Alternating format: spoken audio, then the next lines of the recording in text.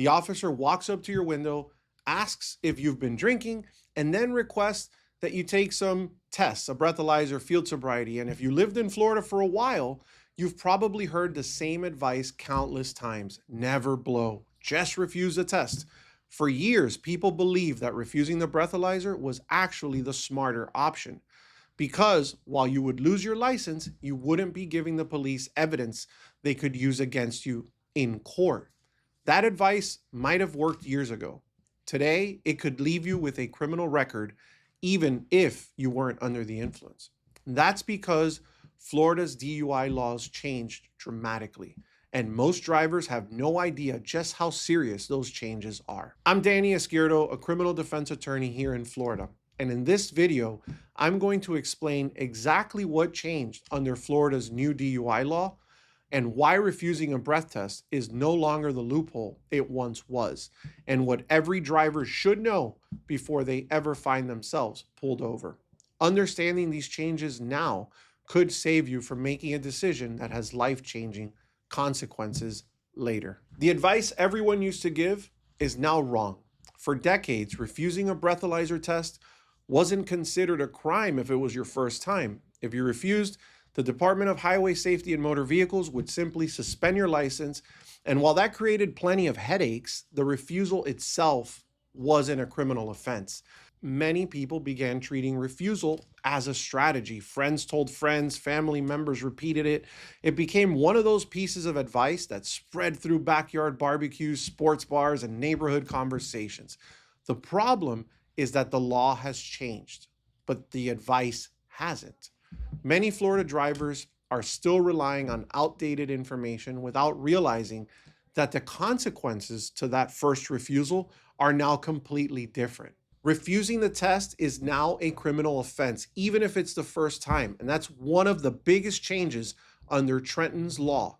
And that's refusing a lawful breath, blood, or urine test is no longer simply an administrative issue, even if it's your first time. Today, that refusal can be charged as a second-degree misdemeanor. That means that your refusal can carry 60 days in jail, a $500 fine, and can even create a criminal record and a case and charge that's completely separate from the DUI itself.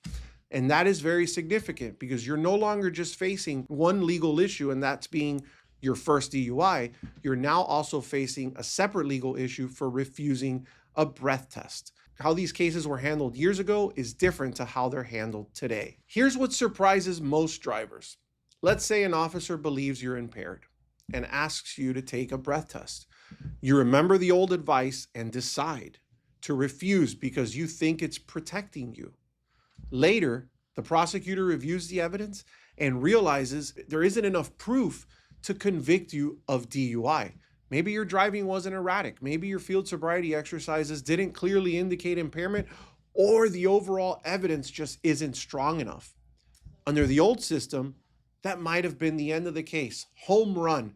Under today's law, however, the refusal, even if it's your first, can be prosecuted.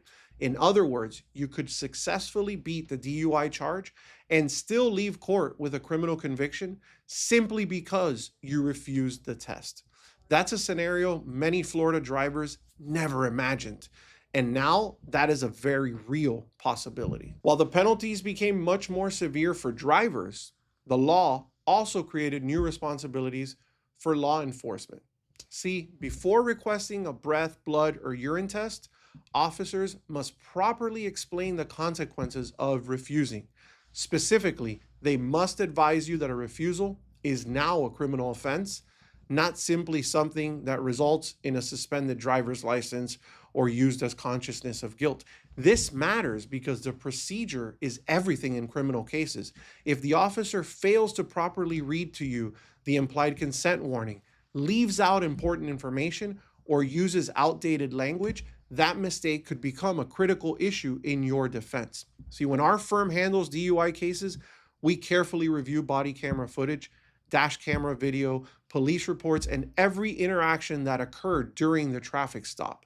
Because sometimes the smallest procedural error can completely change the direction of a case. One misconception people have is that because Florida made these laws tougher, drivers no longer have any defenses. And that's simply not true. Law enforcement still has to follow the law. And every DUI case still begins with one important question. Was the traffic stop legal in the first place? We examine whether the officer actually had probable cause to stop the vehicle, whether the implied consent warning was read correctly, whether the instructions were confusing, whether every required procedure was followed. See, just because the penalties are more severe doesn't mean that your constitutional rights have disappeared. In many cases, those procedural details become the strongest part of our client's defense. One question we hear all the time is, what if I wasn't drinking at all? See, ironically, the refusal itself can still become an issue. Even if you're completely sober, refusing a lawful test can expose you to criminal penalties under this new law. Another common question is whether you can call an attorney before deciding whether to take the breath test. See, in Florida, the answer is more complicated than many people expect. During a DUI investigation, officers generally are not required to allow you to speak with a lawyer before making that decision, which is exactly why understanding these laws before you're ever stopped is so important. We also receive questions from boaters. The answer is yes. Many of these implied consent principles also apply in boating under the influence investigations, meaning refusing a test on the water can carry similar consequences. Quick recap.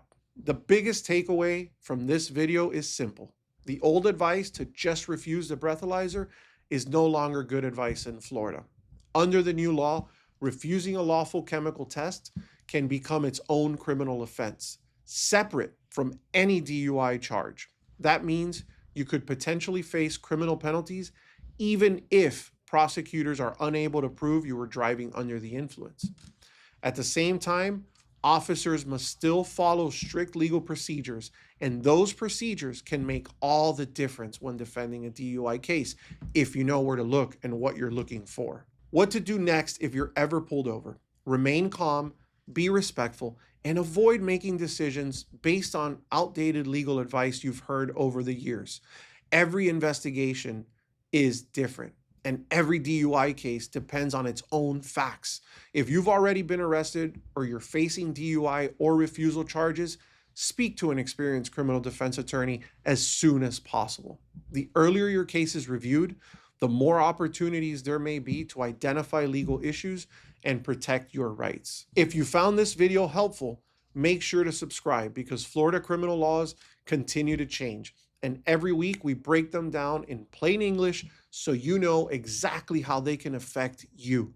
And if you want to understand what actually happens after a DUI arrest from this traffic stop all the way through the courtroom, click the next video on your screen. It could answer questions you don't even know you have yet.